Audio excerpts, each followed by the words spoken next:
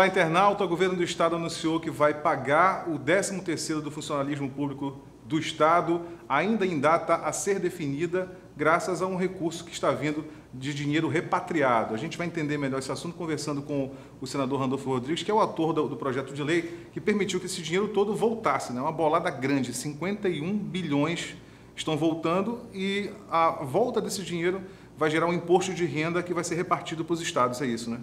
Olá, Celes, olá a todos os internautas que assistem o celesnafs.com.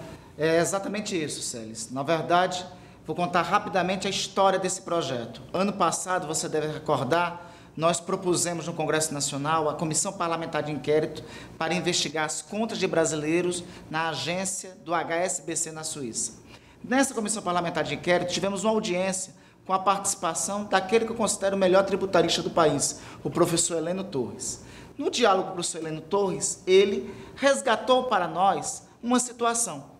Ele destacou para nós que milhões de brasileiros, milhares, quase milhões de brasileiros, têm contas no exterior com recursos que foram transferidos sem a devida regularização dos tributos com a Receita Federal. E que a repatriação desses recursos importaria num ganho para o Tesouro Nacional.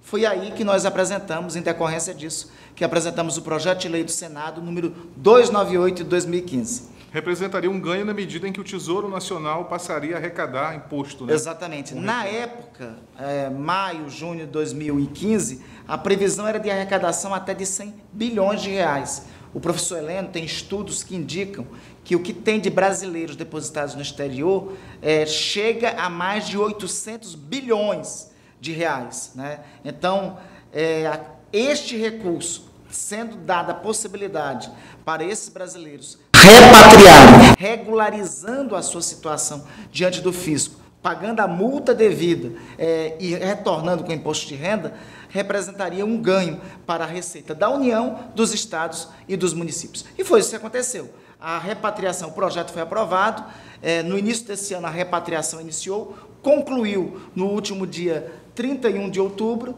Após a conclusão da repatriação, o balanço é quase, como você já disse, 52 bilhões repatriados para o Brasil. Desses 52 bilhões, 38 bilhões para o cofre do Tesouro Nacional, 12 bilhões para estados e municípios, porque foi um dos critérios do projeto, a repartição entre estados e municípios. Somente o nosso estado do Amapá vai receber 170 milhões, 150 milhões para o cofre do governo do estado, mais outros 22 milhões para os cofres da Prefeitura de Macapá e dos demais municípios. Com certeza vai ter muita prefeitura pagando o 13º também, a exemplo do governo do estado.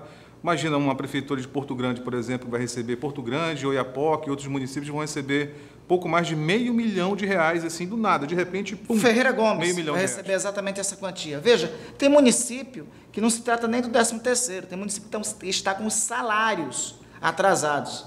Este recurso vai ser possível para a regularização de um conjunto de situações em todo o estado. É um alívio para a economia do Amapá, porque não é sempre, de uma hora para outra, que pousa na economia local 170 milhões. O governador do estado tem argumentado, e eu acredito que corretamente, que os recursos para os estados, a cota-parte deveria ser maior. Em decorrência disso, eu já me coloquei à disposição, inclusive do Estado, para questionarmos junto ao Supremo, para que a cota-parte da transferência seja superior a que de fato ocorreu. Porque há uma divergência sobre qual é o número exato do FPE e do FPM a ser transferido. De qualquer sorte, 170 milhões de reais que eu acredito salvará este final de ano no Amapá. Os lojistas vão soltar foguete, né, esperando sempre o 13º, que é aquela injeção de ânimo a mais no comércio local, né, nesse fim de ano. Agora, que não tinha fonte para o pagamento do 13º, era o que o governo próprio comunicava.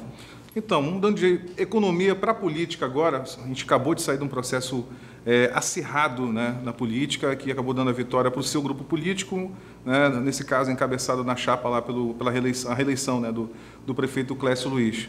Mas vocês estiveram juntos também em outros municípios, né? O senhor, o senador Davi, né, e tiveram vitórias também em vários municípios. Quais são esses municípios? Eu acho que a eleição de 2016 deixa um conjunto de recados. Foi uma vitória das oposições representadas no senador Davi e na Rede Sustentabilidade, no meu partido.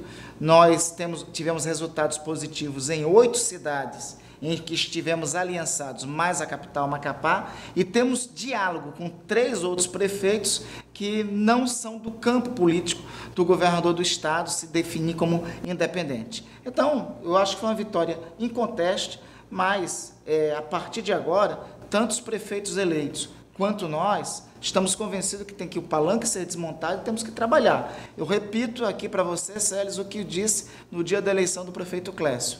Ao vencedor não cabe a soberba, aos derrotados não cabe o ódio.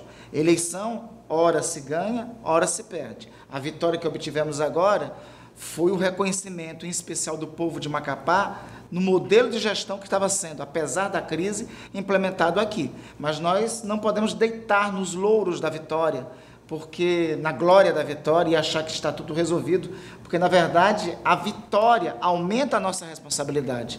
60% dos macapaenses confiaram em Clécio, né? Essa responsabilidade é aumentada exponencialmente, a expectativa aumenta sobre a necessidade do governo, do segundo governo que ele fará em Macapá. Só acha que esse grupo se mantém unido em 2018 ou projetos paralelos dentro desse grupo podem, de repente, causar um enfraquecimento? Célis, no que depender de mim, essa aliança será profícua e duradoura. Eu vou trabalhar nesse sentido. Obviamente que temos contradições, aliás, temos contradições, inclusive ideológicas, somos de campos políticos distintos, mas nós construímos um pacto político pelo Amapá e consideramos que era necessário esse pacto político baseado em alguns princípios.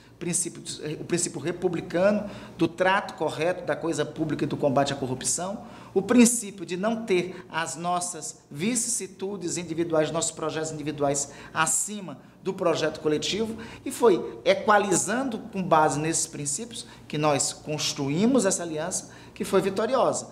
Para o próximo biênio, o desafio é maior, porque nós nos sentimos também responsáveis pelos prefeitos que estão assumindo aí esses municípios onde nos sagramos vitoriosos. Então, teremos que trabalhar junto com eles e o sucesso desses prefeitos também será o nosso sucesso. Eu vou trabalhar para que a aliança permaneça unida. Ok, a gente conversou aqui com o senador Randolfo Rodrigues, da Rede Amapá. Obrigado. Eu que agradeço, Sérgio. Bate-papo. Até a próxima. Eu que agradeço. Até a próxima. Sempre bom estar com você. Internauta, até a próxima.